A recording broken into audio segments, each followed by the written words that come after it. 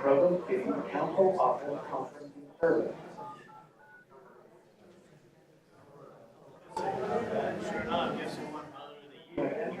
Valid access. Please try again.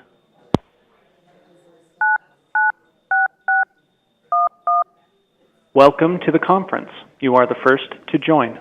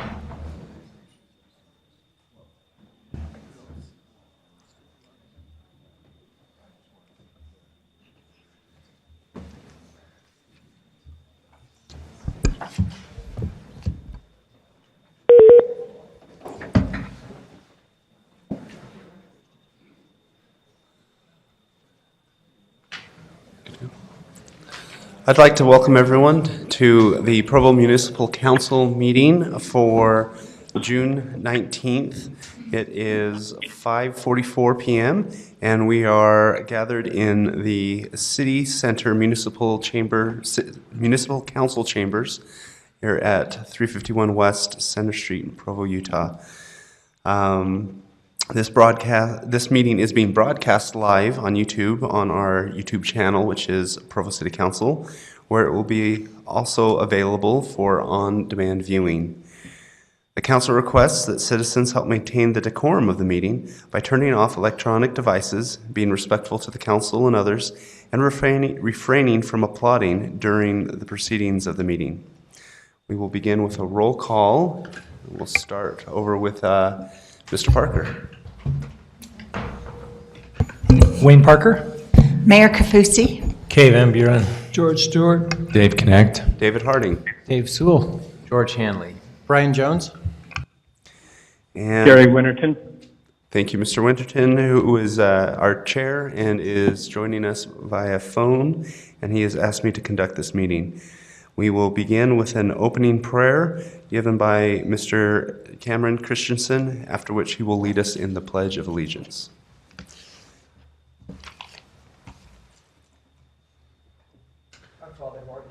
We're so very grateful for this opportunity which we have to come together as a citizenry and a council. Father, we give thee thanks for the country of which we live in, that we are able to participate in the democratic process. Father, we give thee thanks for all that thou blesses us with each and every day. And Father, we pray that as these proceedings continue, that we may be respectful to others and that we may cherish the freedoms that we enjoy every day. Dear Father, once again, we love thee so very much. We humbly ask and pray for these things and do so in the name of Jesus Christ. Amen. Please arise and repeat the pledge with me. I pledge allegiance to the flag of the United States of America and to the republic for which it stands, one nation, under God, indivisible, with liberty and justice for all. Thank you, Mr. Christensen. We will begin the presentation, proclamations, and award portion of our meeting with a presentation of the Employee of the Month for June 2018. And we'll turn the time over to Mr. Chaz Addis, our City Forester, or his designee, Mr. Yost. Hi, I'm Josh Yost, standing in for Chaz. I'm the Employee Association Secretary, and we're happy this month to present our Employee of the Month for our citywide month. In June, we selected Employee of the Month from nominations from the entire city. A presentation will be made by John Borgett for Taylor Simpson, our Employee of the Month, and then afterwards we'd invite you to come forward for a picture with Taylor. Thank you.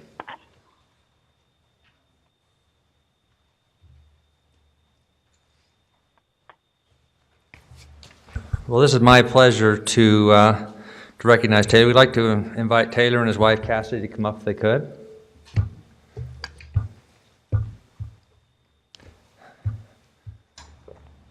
So I want to tell you something a little unique about Taylor. How are you, Cassidy?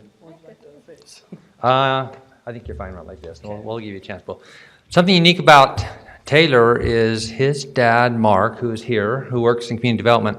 Him and I were really good friends growing up.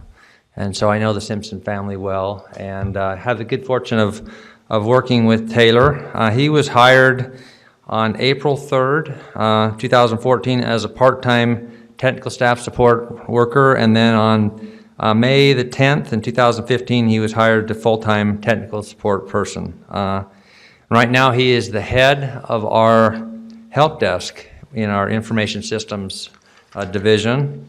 And just a couple things I want to mention as far as accomplishments go. First of all, he's a really hard worker, and if I have a problem with my computer, I always call Taylor because I know he'll come up and he'll get it taken care of. He handles approximately 50 tickets every week. He's also in charge of customer service for the IS division. Big deal. He actually is kind of handling one of the most important functions in our information systems area, and that is making sure that all the employees are taken care of and that they're happy and that they're pleased with the services. And I will just mention that that Taylor does a fantastic job of this. I'd also like to mention that, as you can see, the customer service scores are high, and I think that's really because of the great job he does over that area. Taylor is a family man. It's been almost 3 years ago that he got married. It's amazing because I went to his reception, and it seems like yesterday. But his wife Cassidy is the love of his life, and they just do a lot of fun things together. He loves spending time getting out in the mountains and out in the country, and just kind of getting out and enjoying time with his family. I'd also mention he has some great hobbies. Loves to be outdoors. He loves to get out on his four-wheeler. Has a really good-looking Toyota Tacoma. I see it in the parking lot and tell him how much I like it every day. And anyway, he's an extra mile guy. One of the things about Taylor, if you don't know him, he is just so friendly and outgoing and just fun to talk to. I know that's one of the reasons why he's the employee of the month, just because people like Taylor. They get things done, and they just appreciate how great and what a good job of customer service he does for the city. I also want to tell you, as far as some unique things, we recently had a spring barbecue for the Department of Administrative Services, and Taylor made some smoked chicken that was to die for. It has its own special rub recipe, and it was awesome. And we had a great party, and so he loves to do that. He also works with his dad, Mark, who I mentioned works for the city and doing some contract work on the side, and he just is a man of many talents and abilities. And so it is my pleasure as the Department Director for Administrative Services to recognize Taylor and for what a great job he does for the city, and so let's give him a hand. John, can I just add a little side note to Taylor? Yes. Because I knew Taylor and Cassidy way before I was the mayor of Provo. It's the craziest story. My husband and I were at a restaurant, and we're sitting there, and I see this cute little couple sitting against the window, and all of a sudden I'm telling my husband, that kid's going to propose. That kid's going to propose. He was so nervous. His little hands were fidgety, so nervous. And all of a sudden he gets down on his knees. I start to cry. I don't know him. He doesn't know me. He's just a seat across. And then lo and behold, we meet up again right here. It was meant to be. Awesome. Thank you. I think I'm going to have you stay up here, and they're going to take your picture. Yeah, both of you. Yep. I think probably just right here. Probably get it done. Oh, thank you.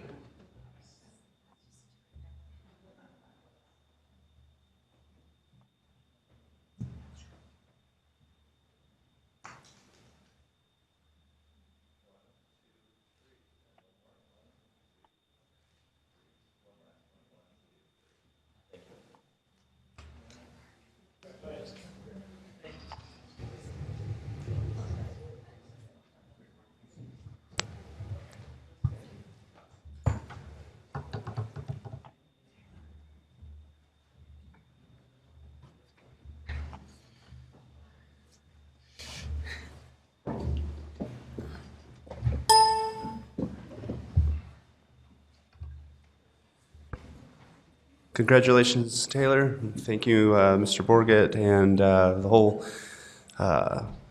Employee Association for the work that you do. We will now move on to a presentation by America's Freedom Festival, and we'll look for a presentation by Mr. Paul Warner, former Provo City Council member and festival director. Emphasize that, former. It was a great time, though, great experience, and appreciate being able to meet with you today.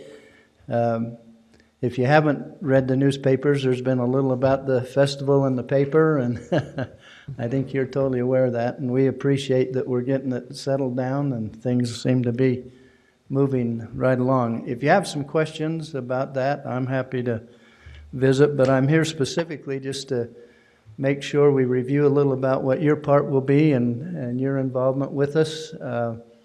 We have already had a good start, and the Hope of America program is one of our highlights, and we had 3 nights in the Marriott Center with everybody totally filled with excitement with these young 5th graders singing the songs of America. It really was a thrill, and we had thousands, literally thousands of people there, and 9,000 students who sang over the 3-night period.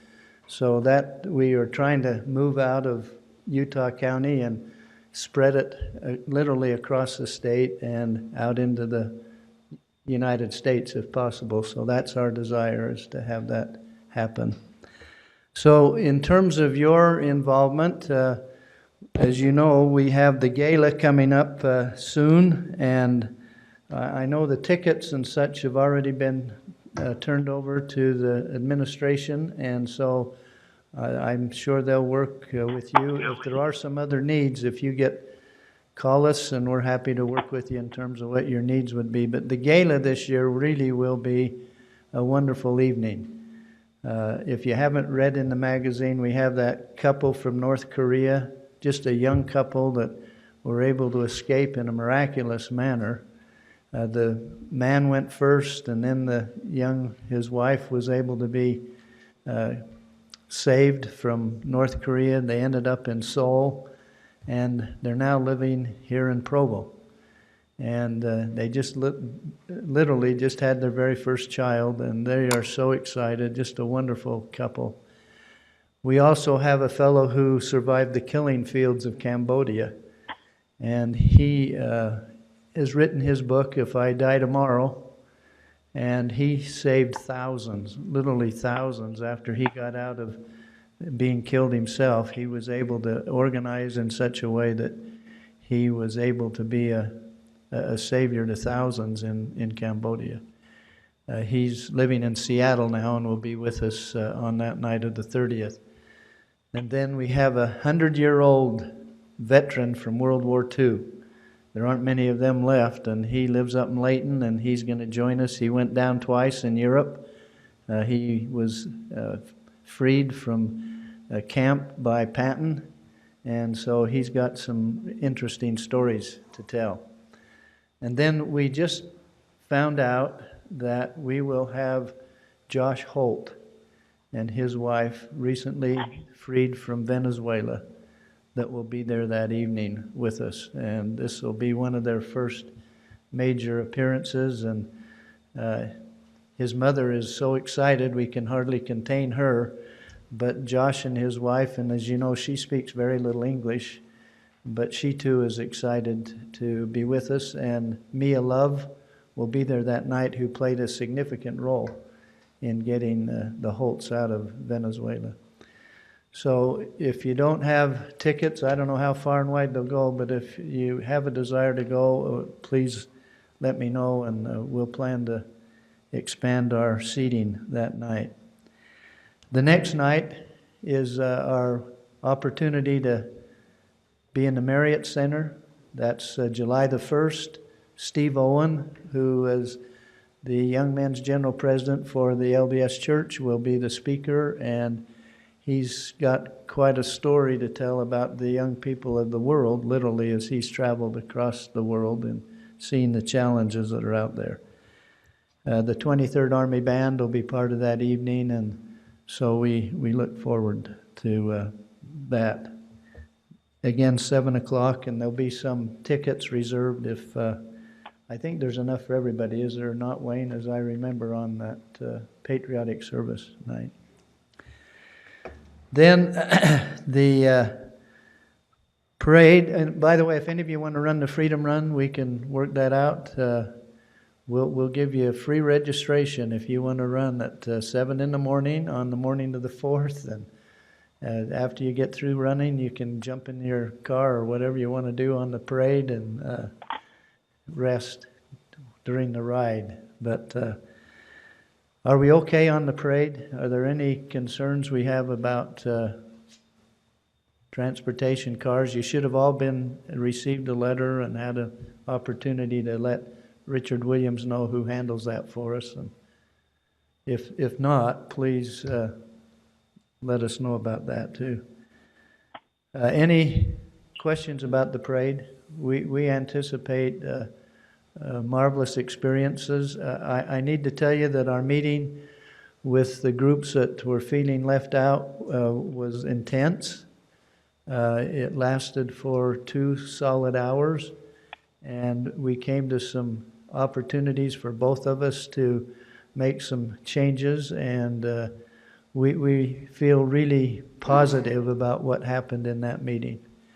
And so they will be in the parade, and we anticipate that there'll be a good reception. So at some point, if some of you have questions about more of that, I'd be happy to take your call or visit with you privately.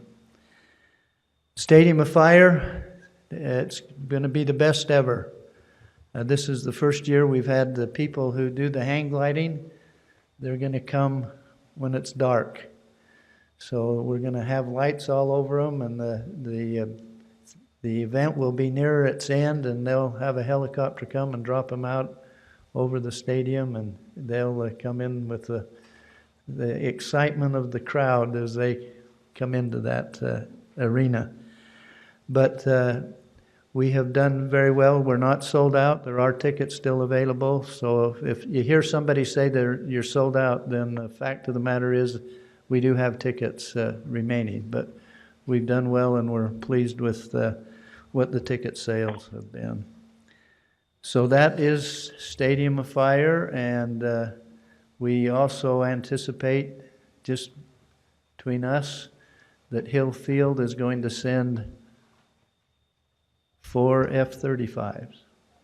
So it will rock the stadium when those jets come overhead. Just as the national anthem finishes, those 4 jets will give us a thrill of our life. So we're excited about that. So just one other thing I'll mention. We had a board meeting today and had a great discussion about Miss Provo, and we're interested in visiting with you more. The feeling was we have a major all-day meeting in July, and we would like to make whatever final decisions would be made then, and will give us a chance to talk on a study session or such, and then we can then come up with a final solution in our July meeting. We meet at the end of the month. I think it's the 28th, and so if that's okay, that's what we'd like to propose. So that's it. Greatest place in the world to have the Freedom Festival, and I mean that. I don't think we could pull this off in many other communities across the country. And we're grateful for it to be America's Freedom Festival at Provo. So if there are no questions, enjoy your meeting. I'm going to go home and eat. So thank you, all of you. Thank you very much. So Dave has it. Well, Paul, I just wanted to thank you and the board and all of your volunteers for putting together this wonderful set of events. I believe were enjoyed by hundreds of thousands of people, literally, for many, many years. Thank you so much. You're surely welcome. It's a pleasure for us. I've been involved with this now for 36, 37 years. And to be quite honest, it's been the thrill of my life because of the wonderful, wonderful people that I get to associate with, yourselves included. So thank you very much for that. David. Appreciate it. Paul, we've had a long association. I just want you to know how much I love and appreciate you and support you in the Freedom Festival. Thank you very much, George. We quote you every now and again, and we appreciate the support you had when you were the mayor. Very much appreciated. So, Dave, we worked together, and great visits, David. So, thank you. We'll let you move forward. I know you got items on the agenda, so thank you.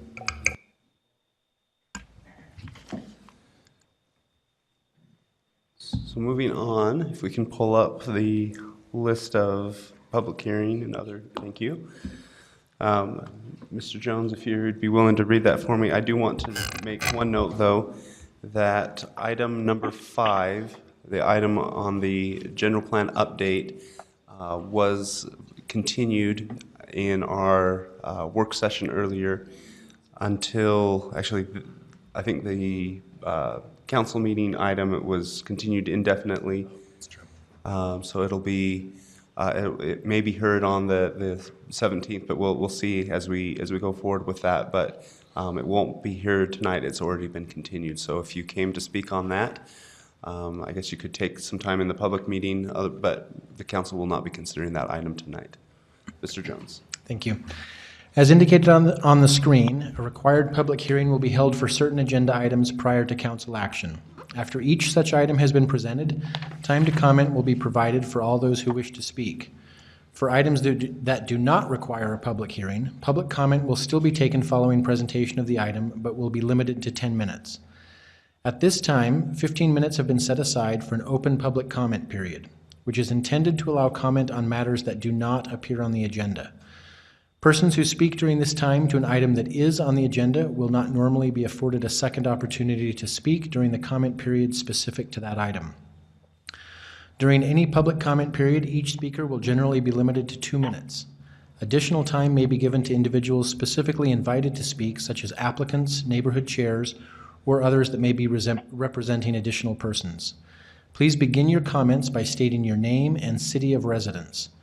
Due to noticing requirements, no formal action will be taken in this meeting on matters that do not appear on the agenda. Those with comments are invited to approach the podium.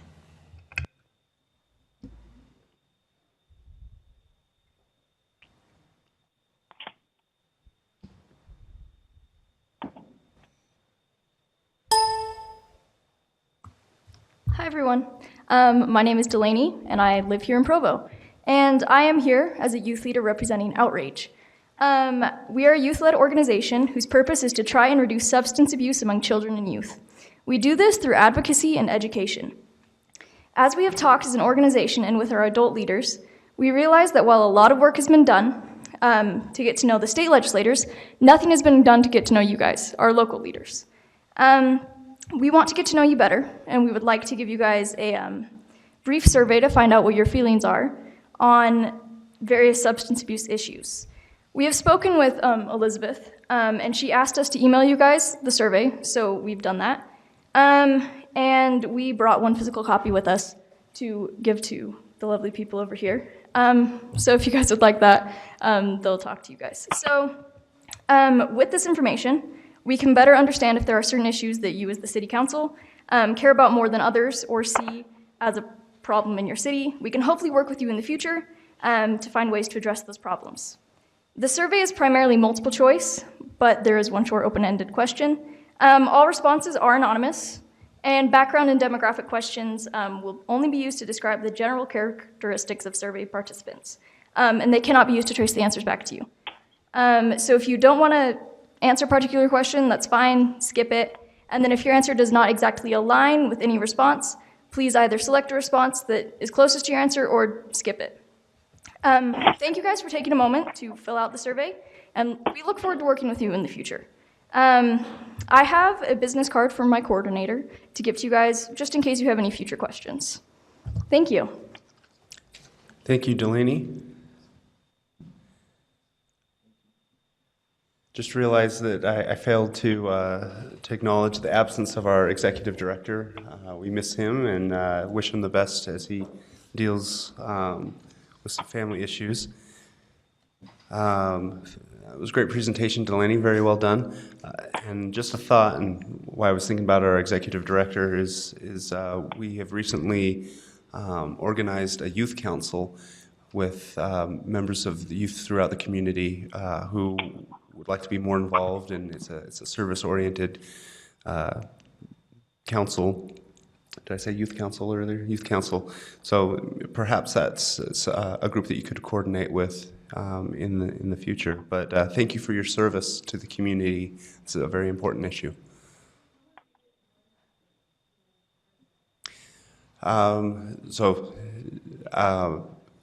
If you're already in contact with Elizabeth, she can get you that information.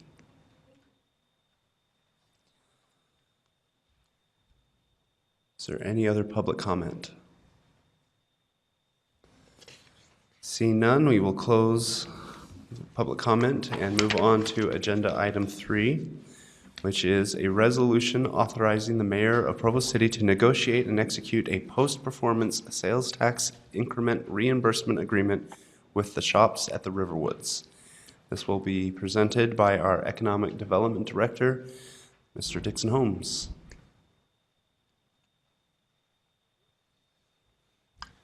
Good evening, Council Chair, Mayor, and Council members.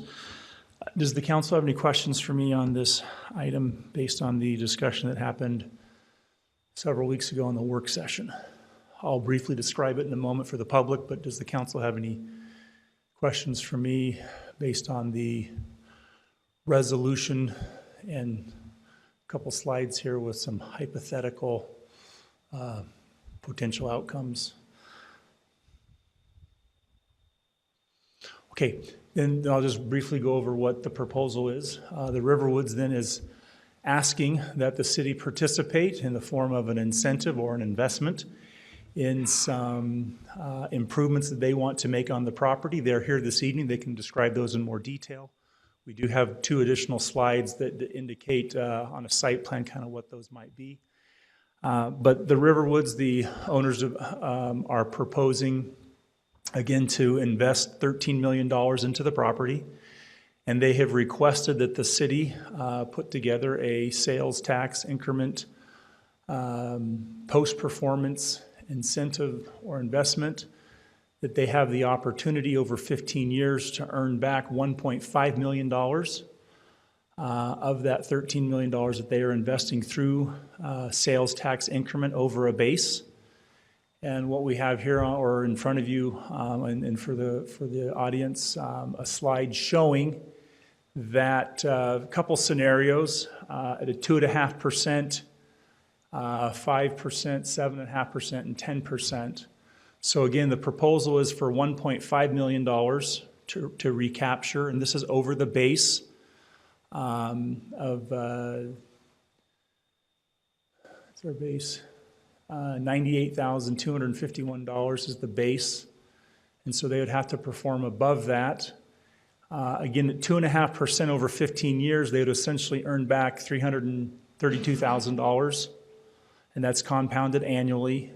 At 10%, after 15 years would max out at 1.96, and because it has a 15-year cap or a 1.5 million, they'd actually end at about year 13 and a half, so not to exceed. And that's the basics of the deal. This is, the city has done 3 of these previously. It's probably more similar to the one that was done for Days Market, in that the $13 million investment with the possibility of recapturing 1.5 is about 11.5%. Days Market, if they go crazy, they may get about 10% back of their investment. East Bay and on the Parkway, they have the ability to get all of their investment back of the 1.5, but they're also only investing about 1.5. So this one is, as you can see, dramatically different in the total amount of invested by Riverwoods into what they're proposing at this time. Also would want to point out that the Riverwoods current owners, since they're taking over the shops at Riverwoods a number of years ago, have continued and have put quite a bit of money into the project. There's been no city participation on that. And kind of with this one that they're doing now, they're asking that the city would participate to help level the playing field and to help to continue to make investments into the property. Help me understand what you mean by level the playing field.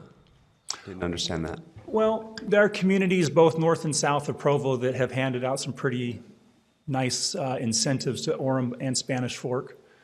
And Riverwoods has continued and has been handpicked from the very beginning from other communities.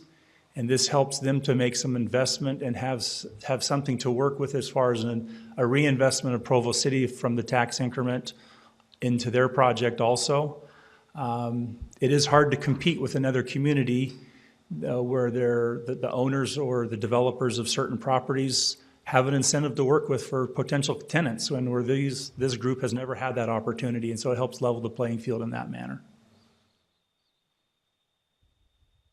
Mr. Van Buren. Dixon, just to understand how that works, so some of the initial information you gave us was currently Riverwoods does $21 million, which is $105,000 sales tax that we receive. So if they had a better year and they went up 5% from that, the city would still get the 105. Yeah, that's correct. So the baseline is always protected. If they don't perform above the baseline, they're not getting anything back. And how does that money actually exchange? Okay, so typically we would do this on an annualized basis, so we're not cutting a check every month. It'd be once a year. We would go back and see where they actually performed above that baseline. And then again, as a part of the agreement, which would authorize then the administration to prepare a check for the difference back. So we'd pay that difference then every year. Okay. And it's always again, and again, the baseline as it was projected from March of 17 to April of 17 to March of 18, the baseline would be $98,251. Okay. That's the most recent. Gotcha. Okay, thank you.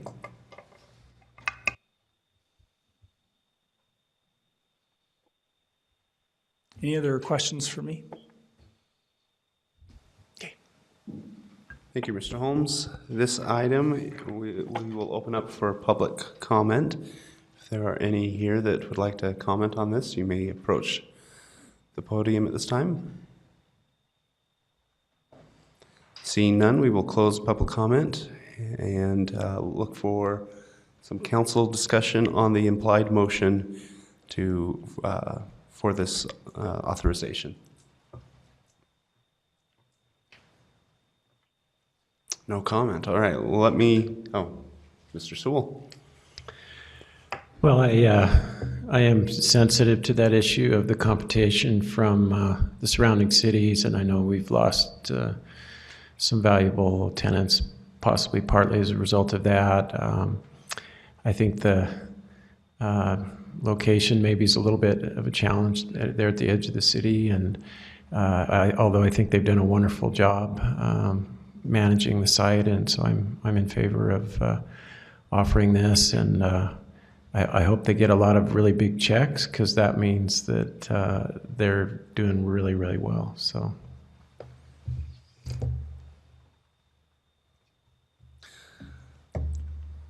let me explain where I think I'll be voting on this, just quickly to my fellow council members. I think in the current situation, the current environment that we're in, I think this is something that is necessary and something that is in the interest of the residents of Provo.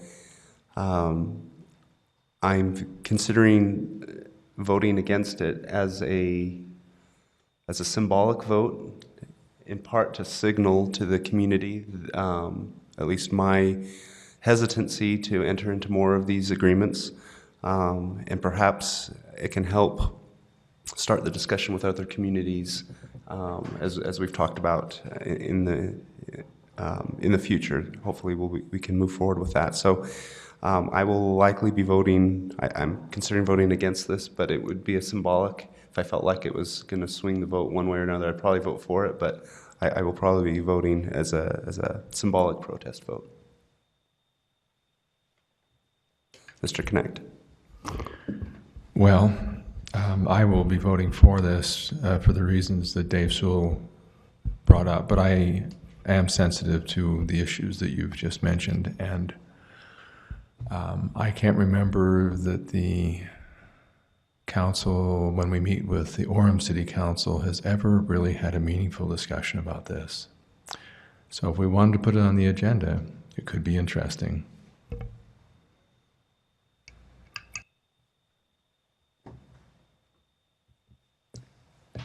If there's no other comments, I will call for a vote on the implied motion. Those in favor? Yes. Thank you, Mr. Winterton. And those opposed? For the record, that was Mr. Winterton, Mr. Handley, Mr. Sewell, Mr. Connect, and Mr. Stewart in favor, with Mr. Van Buren and Mr. Harding opposed. Thank you. Thank you. We will move on to item number 4 now. A resolution approving the governing body participation agreement related to the Commercial Property Accessed Clean Energy, or CPACE, program with the Governor's Office of Energy Development. And this presentation will be given by Mr. Jones, our council attorney. Thank you, Mr. Harding and council members. As was discussed in our work session, this is really in some ways just kind of a cleanup item. Actually a couple of years ago, the city entered into an agreement with the Governor's Office of Economic Development to allow this CPACE program, which is a type of commercial financing program, to operate in Provo in order to allow commercial entities to finance energy efficiency. At the time that happened, we were in the midst of a discussion within the city about how to handle solar energy. And so the council at that time decided to exclude from the program any incentives that were based on solar efficiency projects. Since that time, we've resolved that issue and passed various ordinances in the city that deal with how solar energy works for both residential and commercial customers in the city.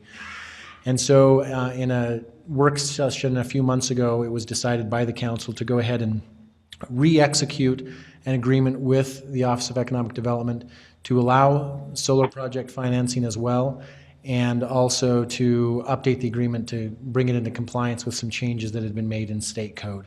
So that agreement has been negotiated between the city and OED and has been executed by the mayor, and this resolution is approval by the council of that agreement and ratification of the mayor's signature on it. Excellent. Thank you for that description. We will open this item to public comment. Is there any members of the public who would like to speak on this? Seeing none, we will bring it back for council discussion. Mr. Sewell. Well, I'm kind of excited about this. During the initial round of CPACE, we were the second city in Provo to sign up, and then the legislature made some improvements to the program to make it more efficient, and hopefully we'll make that even available to more businesses. And we were the first city to sign up for the improved program. So I hope we can get the word out and that we have a lot of businesses out there that will take advantage of this low-cost financing that can be used for a variety of renewable energy and solar projects. And I think there's some economic development benefits as well as the clean energy benefits. Thank you. Any other discussion? Seeing none, I will call for a vote on the implied motion. All in favor? Yes. Thank you, Mr. Winterton, and that passes unanimously. As noted earlier, item number 5 which was an implied motion on a resolution to adopt the amendments to the general plan text for the general plan update, and that has been continued indefinitely to a future meeting. And so we move on to item number 6. Mr. Harding? Yes, sir. I might, just for the public that's watching, if there are people that are interested, I might note that while final action on the item has been continued indefinitely, that A discussion of the item was continued to the work session on July 17th. So if people are interested in that, that would be the next time that it's going to be discussed. Thank you.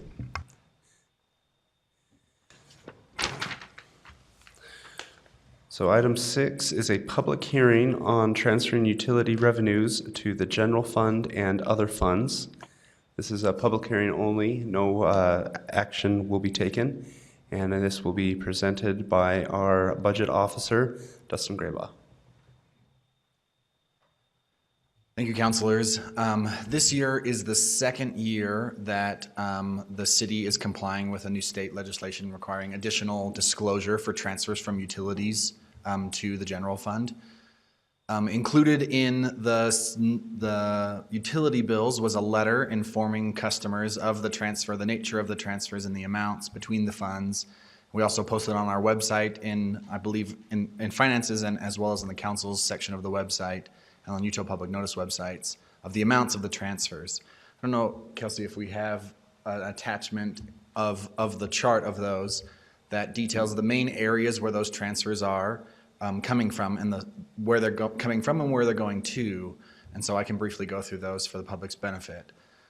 Largely, the largest portion of the transfers from each of the utility funds represents a 10 or 11% transfer of the total or of the utility revenues of those funds. That represents the largest portion. So 10% of that goes directly to the general fund to support general fund operations.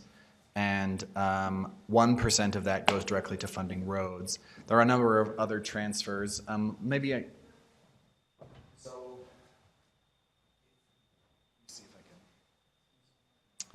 Yeah, so there should be a letter that has some narrative, and then there's a chart at the end of the letter. I think it was included as an attachment in the SIRE workflow.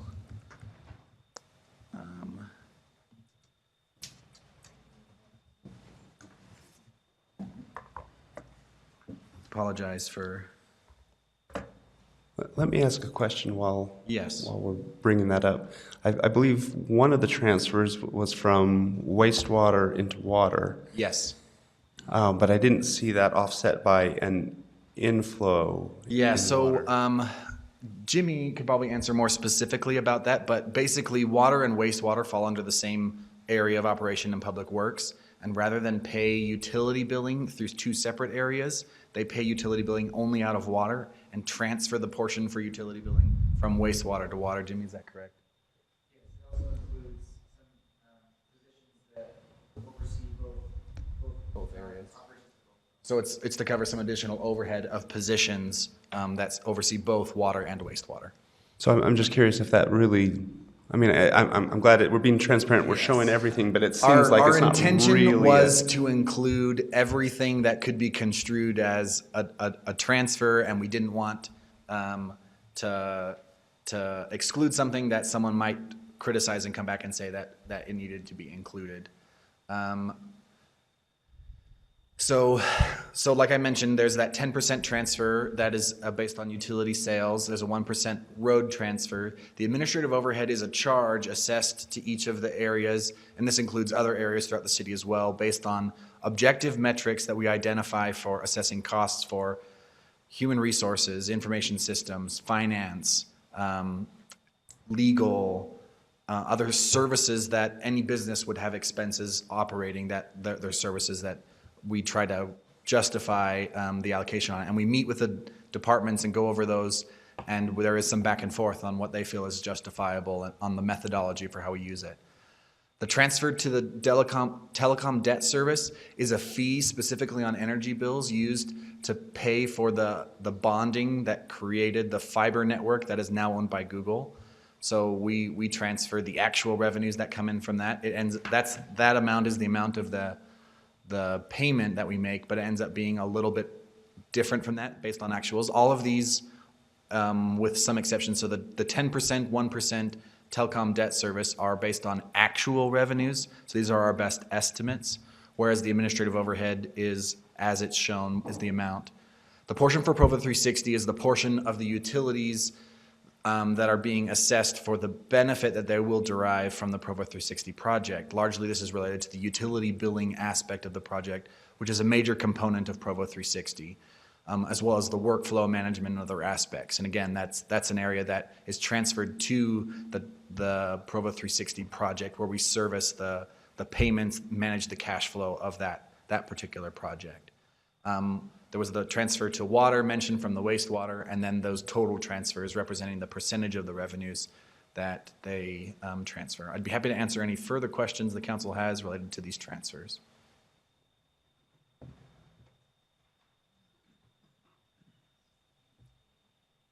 Looks like you did a great job explaining. There's no questions. Thank you.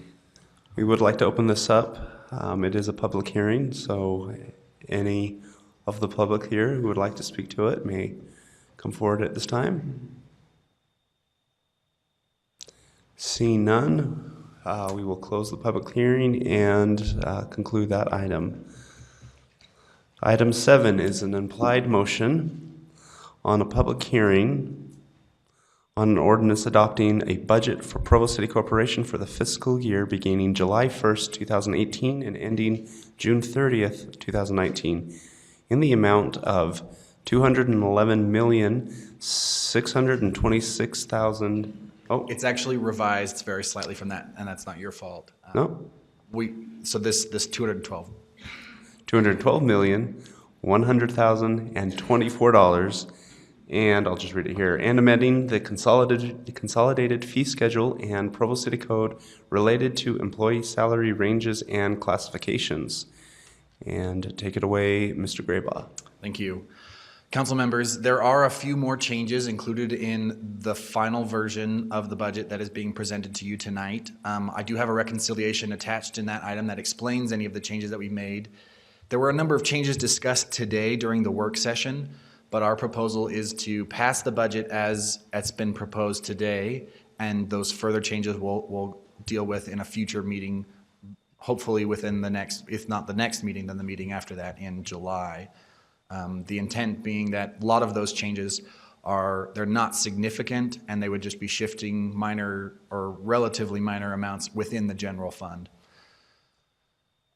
So this reconciliation here has everything that has changed from the original proposed version to the current version that you'll be voting on tonight. There are a few changes. If you notice, the first time I came back to you during the tentative budget hearing, we were predicting a property tax increase above our original estimate. It actually went down by almost $10,000. So we had to cover that. We also talked about reducing the commuting fees. This is the fees charged to all public safety officials for taking a vehicle home. We're proposing to remove that fee. So that fee, they would no longer have to pay it. So that's a $46,000 fee that our employees won't have to be paying to the city. So in order to facilitate that, there were some other changes that we had to identify in order to maintain a balanced budget in the general fund. There were some changes to the transfer in that were overlooked related to the recycling revenue increase. Because of that's a utility fee increase, it actually affects the transfer in from sanitation and the transfer out to B and C by the 10 and 1% of those areas. Or it's 11% and then one of those percents. So the payroll adjustments, there were some minor adjustments to the council office and finance payroll positions, reflecting some market study career series advancements. There was some float adjustments done as the Parks and Recreation Department took over the management of that float. An additional $10,000 was added to there. And we searched long and hard for opportunities to cut expenses to fit all of these changes. And one of the last things that we do through that process of identifying areas of funding is to relook at our projections for our revenues. And we felt like we had pushed all of the revenues that we could to the level already that we were comfortable with, but something that we had overlooked was our interest revenue. So you'll notice that there's $75,000 of increased revenue there. That reflects a change of from $225,000 to about $300,000 of interest revenue. We feel like this is still a conservative estimate. Basically, what we did is, as interest rates have grown and our fund balance has grown, the amount of money that we're generating from interest income is increasing. We were comparing just a few short years ago less than a fraction of a percentage to now whole percentage points of interest. So that's percentage-wise quite a large change. So this $300,000 total is actually slightly less than if we were to have the same amount of interest income as we received in the month of May for the future next part of the year. So again, we feel like it's a conservative estimate, but a more accurate estimate, which helps offset the balances of it. And then the remaining balance of the $9,540 was used to balance the overall budget. That miscellaneous income represents a small portion of the $550,000 of miscellaneous revenue that we have throughout the budget. And so we feel like that was not a substantial enough portion of the budget to identify an alternative source.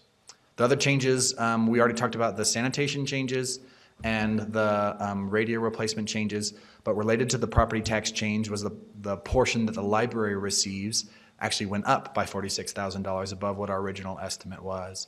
So I think the library included only a baseline of last year's.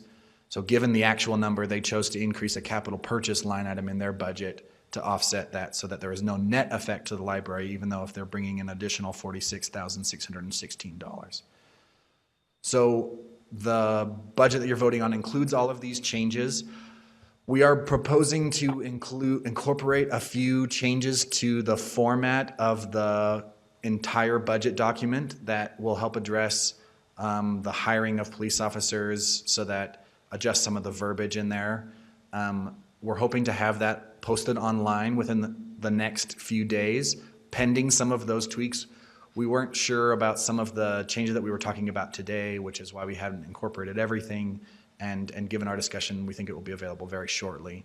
And the proposed version that's already on the website, again, represents the substantive portion of the budget that is unchanged, and this is the only things that have changed from that version to this. It's mostly just the narrative that will be adjusted in the final version that you'll see on our website. If there are any questions for the counselor or the public, I'd be happy to answer any specifics that you have. I have my laptop ready to get into any of the details if anyone has any questions. Thank you, Mr. Graybaugh. Are there any questions for Dustin? I actually have a question for the administration related to the budget. I'm wondering, I know with the change of administration, the budget committee was dissolved, or I don't know if it was formally dissolved, but it hasn't been activated, at least with this process. And I'm wondering if the plan is for some citizen input in the form of a formal committee is planned for the budget in the future. So we actually got, we had, what's his name? Dean, Norm Wright. He put together a committee, and you sit on it, correct? Yes. And multiple people, and they have come to a conclusion. Isaac Paxman is going to present that, I believe, and it just gives he's just giving the recommendation of what he would do. And I hate to steal Isaac's thunder, but it's done. And are you guys meeting even anymore? I think we have plans to meet if we need to, but at the moment the proposal has been submitted to the administration and includes citizen input and oversight in conjunction with council. Yeah, we'll get that out. So of course we've read it and are comfortable with it, but we've got to get Isaac in front of you to present it. So we will make sure he gets on the agenda. Brian, can we get him on for the next to present the outcomes of that? Yeah, I'll make a note committee for leadership. We'll discuss that in leadership tomorrow. Okay, thanks.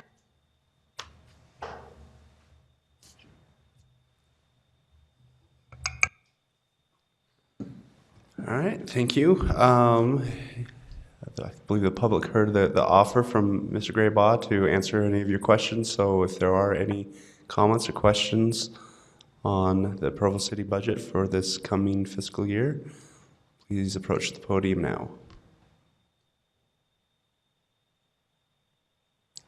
Mrs. Jones. Pam Jones, Edgemont Neighborhood, one of the vice chairs.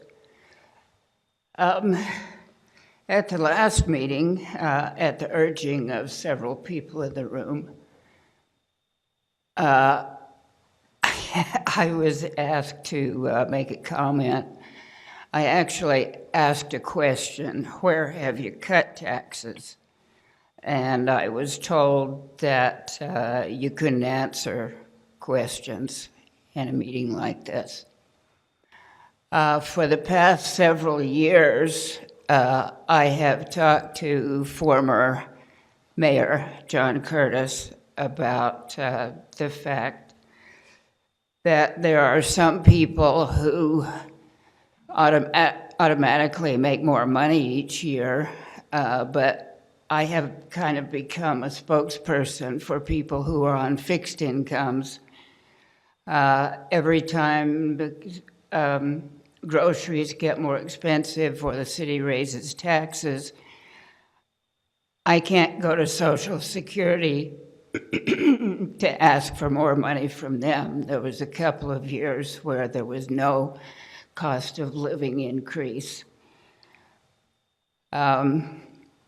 Anyway, I finally got the paperwork together. I talked to now Congressman Curtis about his claims when he was mayor that he never raised taxes. I made a graph and it showed that from 2008 to 2017, my taxes, the total amount I owed, went up. There was a little bit of a plateau between 2015 and 2016. But generally, over that period, my taxes went up quite a bit. And he pointed out that the rate had gone down. Well, it was a couple of decimal points. There wasn't very much. But as you know, property tax is regressive. If my property value goes up, I'm responsible for more taxes, but that doesn't mean that I'm making money off of that property or even that my income is going up to cover that increase.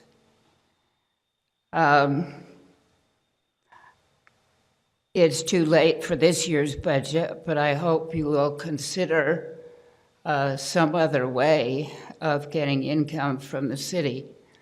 One more thing, I got an email newsletter from Mr. Sewell the other day, and he said he was comfortable with the budget, and I trust his judgment. So I'm going to just say thanks to all of you for doing such a good job of running the city. Thank you. Thank you, Ms. Jones. Did I just... I'm wearing my budget button. I don't know if I missed the audible ding. I apologize. I will try to keep a closer eye on that in the future. Any other public comment?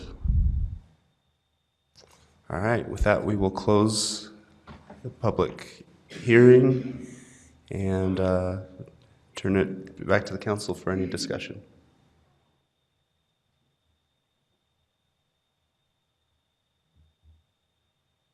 Yeah. Perhaps that's a commentary on the exhaustive process that we have followed to get to this point. If there are no other comment, then let's vote on the implied motion to pass this budget. All in favor? Yes. Thank you, Mr. Winterton, and that passes unanimously. If there is no objection, we will now adjourn as the Municipal Council and reconvene as the Redevelopment Agency of Provo by unanimous consent. Item 8, a public hearing on a resolution adopting a budget for the Redevelopment Agency of Provo City Corporation for the fiscal year beginning July 1st, 2018 and ending June 30th, 2019 in the amount of $7,377,462. So I think the total has changed, but I'm not sure if that was due to any specific changes in the budget. I don't have any reconciling information comparing the two, and I think it's possible there was just a miscommunication with the tentative budget total. But the redevelopment agency's budget has not changed from the proposed version included in the budget document, and is available in the appendix to the budget on Provo City's website towards the end of the document. I'd be happy to answer any questions related to the redevelopment agency's budget. Okay, there's the, on the screen, the real number apparently at $7,382,203. That's an adjustment of a little under $5,000. I only became aware of the discrepancy during this meeting, so I can look into, if the council wants, exactly where the difference is. I apologize for that. Okay, thank you. We'll open this up to the public if anyone would like to come forward.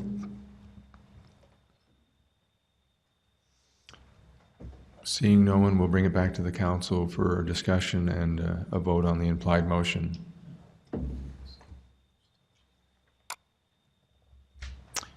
Any questions or discussion? Seeing none, all in favor of the implied motion? Yes. That's unanimous. So that leaves us with, if there is no objection, we will now adjourn as the Redevelopment Agency of Provo and reconvene as the governing board of the Stormwater Service District of Provo by unanimous consent. Thank you, Mr. Connect. We will now hold a public hearing on transferring stormwater fund revenues to the general fund and other funds. And this is a public hearing only, and no action will be taken. And we'll hear from Mr. Graybaugh. Yes, so I already included in the previous summary the explanation of the transfers from the Stormwater Service District to the general fund.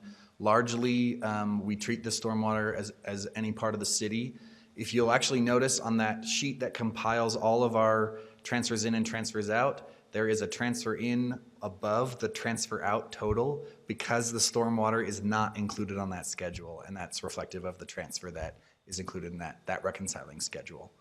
I'd be happy to answer any questions about those transfers, but again, it was reviewed in the previous item reviewing the transfers from the other city funds. Thank you, Mr. Graybaugh. We will open up the public hearing.